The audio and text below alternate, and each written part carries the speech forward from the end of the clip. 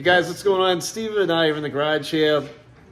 We have Gary's 2011 Ford Ranger here in the shop, and he came in with an issue. His heater was defaulted to defrost. He couldn't get it to switch off of defrost. We popped the hood and started checking the vacuum lines, and we noticed that there was one that was broke.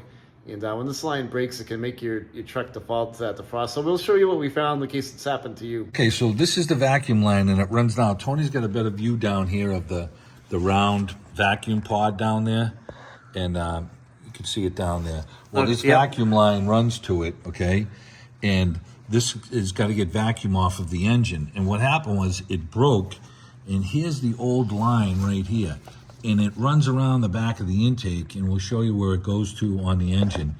And it's so brittle that we couldn't, every time we tried to cut it back, it just kept breaking, and it went over and connected to this little splice here. And so this is the reason that he had no bi-level or any other controls. He only had, it went to the default value of defrost. So we ran a new line around, and it runs around the intake, and it ends up coming over here.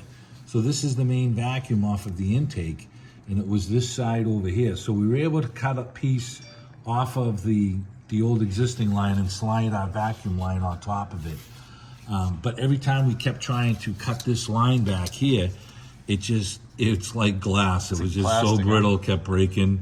And, you know, it's kind of tough to see, but we ran it around nice and neat and tie wrapped it over there. But we couldn't find anything online for this because we thought it had a electric actuator motor, but it has vacuum pods in the dash to change the controls for different positions.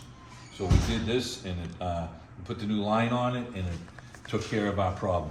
And to see the line over here, we just slipped the radiator hose up on the other side of the oil filter fill.